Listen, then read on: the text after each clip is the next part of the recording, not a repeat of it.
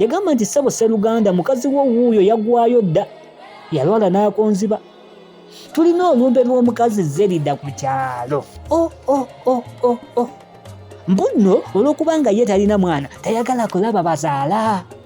Kale kyeyava atusindikira amayembe gasuukira ku nze ne gammenyamenya embiriizi ne ganywamu n'omusaayi. Ye ggwe tondaba? Bwe nali bwe nti olowooza nze bwe nakubakubamu ku matu munnange ne gabako ono ne gamuleetera kamunguluze n'okusesema. Ate bwe gaava okwo ne gamukuba omutwe gwonna ne gumuziba amatu. Tutambudde buli wamu naye obulwadde bugaanye. Yamugamba nti ssente tuzimaze ne ku lwayi. Kyenvudde ngamba nti tetujja kufiira wano ng'ate nnina omwana wattu munnange, kati nno bye bigere bino. Pawulo teyalina kyakukola wabula yabukeereza nkokola nga yeetikka mukyala ng'amukuba mu ddwaliro. Yali asuubira nti banaamuwa ekitanda naye obulwadde bwali tebwetaagisa ekyo. Kyokka omulwadde yaweebwa ebiragiro okuddanga mu ddwaliro buli luvannyuma lw'ennaku 2, era ebyo olwagwa mu matu ga Katalaga yagamba bugambi nti Katalaga yateesa bw'ati nti ate munnange ebyokudda mu kyalo tebifudde, ono ajja kuvanga wano ate mujje wano muzzeewe. Wabula leero nno ono Kiggalo oba anaabeera atya ate wano yekka? Mmwe muno mugenda nanswera ate ne mudda n'ensiri. Mpozi era nze naamukuuma. Sseruganda tutya ffe tujja kugwanga wano mu ddiiro, ffe totweraliikirira kasawa tugulira ebitanda bino bya Kirangira.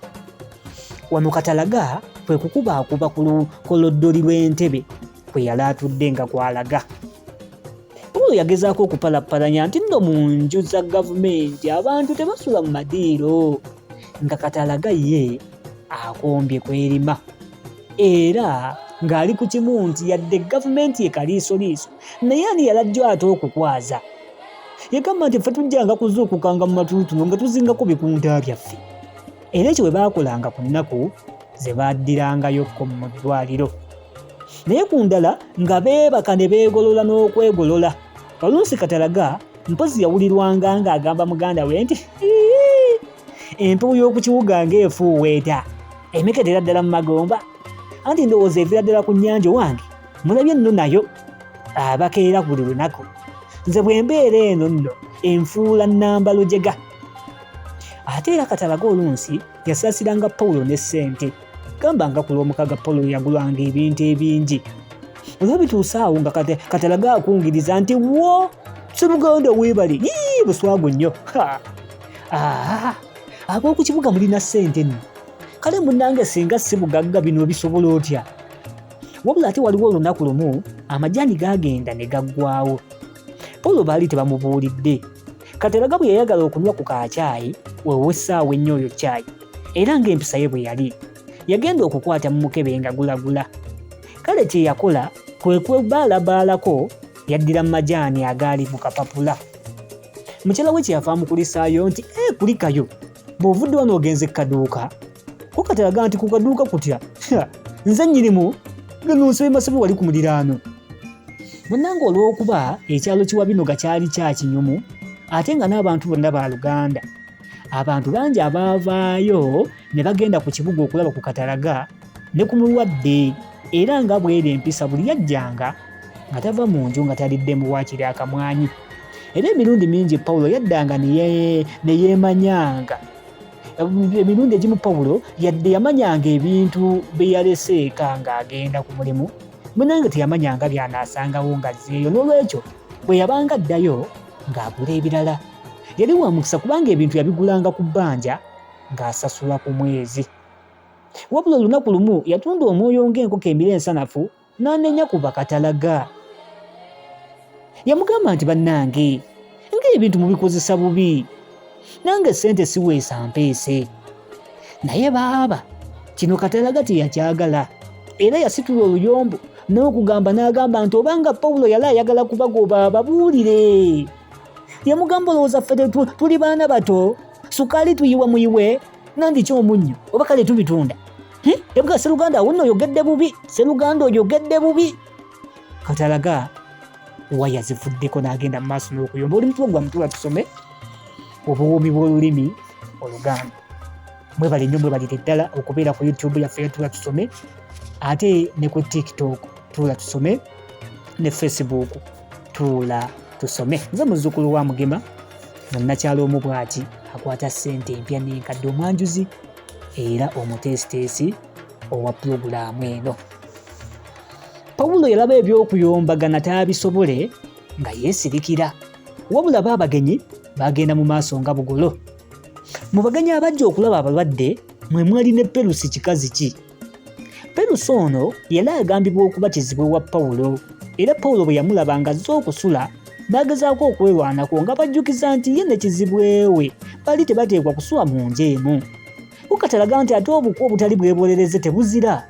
Ebyo nabyo Pawulo bwe kubivaako, wabula Perusi ne Katalaga bye beekola awaka tebitendeka. Lwali lumu Pawulo yatuuka nga yeerabira ate ebisumuluzo by'ofiisi mu kisenge, era n'ekisenge teyakisiba. Perusi ne Katalaga mpozi baalowooza nti ekisenge akirekeddepo, agenda okudda nga bw'asembera mu ddiiro yagenda okuwulira nga mu kisenge kye eriyo avuuvuuma ate n'atema obukule. Naye olw'okuba nti yajja akoona nnyo engatto, mpozi bwe baamuwulira ne bamira obukabe. Agenda okwekuba ekisenge yasanga Perusi asoobolokokayo avaayo. Bwe yamubuuza gy'ava, Perusi yaddamu kwekangabiriza nti obuko obutali bwebolereze bukwata. Ate Perusi teyakoma ku kwesolosanga mu kisenge kya kizibwewe, naye buli we yakiyingirangamu Pawulo yasanganga busente bwe yaleseewo munnange nga lya mpiki. Mu butuufu Pawulo teyasooka kumanya kijjawo ssente ze, wabula ate ku olwo lwe yamukwata olubona yamusangiriza ne siringi 5 malamba, ate nga Perusi obulamu bwe bwonna yali yeeyaguza lujjo. Pawulo bwe yamubuuza gye yajja ssente ezo ng'amatama ntengo, kale kyeyava amubuuza nti abutisa amatama tolina mumwa? Perusi ekyokumubutisa amatama teyafaanana kukisiima, era kwe kumwasamiza akamwa nti tombutisa matama, busente bwonzijja kubukuddizawo, tompita mubbi. Omanyi Perusi yali yalya kusunsa. Kale Pawulo kino kyamujja mu mbeera, anti abakulu baalugera dda nti mukadde wa muno tayomba, ate munnange n'aganaanyuma tegalinda ngoma. Nabano nno tebaalwa, bambalaganye bukanzu, beenyodde enduulu waalaalaalala okugenda okuba nti awoloza nga buli omu azimbye buyindi, nga bawuukera ate nga ennyindo za Perusi zitiiriika musaayi. Perusi yayambalira ku mugongo nga nswa, kwolwo lwennyini n'aviira Pawulo, kyokka nga bw'amulangiriza nti yamugamba nti Pawulo okunkuba bw'otyo bw'olifa, olifa weezinze nga ggongolo, olifa weewesenga mmindi, era olifa bumbula. Ate nze bwe nkusookanga okufa tolinnyanga ku ntaana yange, nkumaze nga bwe namala ebbeere lya nnyabo. Perusi bw'atyo bwe yavaawo ng'alangidde Pawulo n'okumulagiriza. Mwana muwala bye yayogerera awo mu bwabutwa ku nkoomi. Abaawulira ku kamwa ka Perusi baavaawo nga banyeenya mitwe ng'embuzi etenda enkuba. Abagenyi abaali babeera ewa Pawulo balaba nabo guli gutyo, bonna ne banyika byayi mu nsuwa kumyumyula ngugu yaabwe, mpozi zikulaba lyabaleeta. Bukubanga Pawulo okukuba Perusi yali akubye bo bennyini. Pawulo ebyo tebyamuluma, mu butuufu ate munda yassa kikkowe anti akumma ebijanjaalo nalo mu lumaleeyo. Wabula Perusi bwe yatuuka ku kyalo, ebigambo by'ataasala ku Pawulo mpozi nga tebiri ku nsi. Omanyi yali kasalabejja, ate balunaayiza yennyini, kyokka olwo lwe lwanyaga omwenge. Anti olwabagwa mu matwa abantu b'oku kyalo ekyo kiwa binoga bonna ne batandika okuyeeya Perusi nga bwe baamukubira ku kibuga. Abamu nga bwe bamulangira nti bwe wayinga nawe kufuuka kita kitava ku ssengejjero, abandi nti entakyaluka, ate ng'abalala bamuyeeyereza olw'obutafumbirwa, anti naawe obamanya abangi bwe bakwebaza nga luweze. Wabula mukulu we luwedde ye yamuwa amagezi awawaabire Pawulo mu kika, kubanga mbu yali akoze ekivve eky'ekika ekyawaggulu okukuba kizibwewe. Obuwuumi bw'olulimi Oluganda. Tugwa mu Tuula Tusome egenda mu maaso, era essula eyo tugiwunzise mwebale nnyo, mwebalire ddala ababaddeko.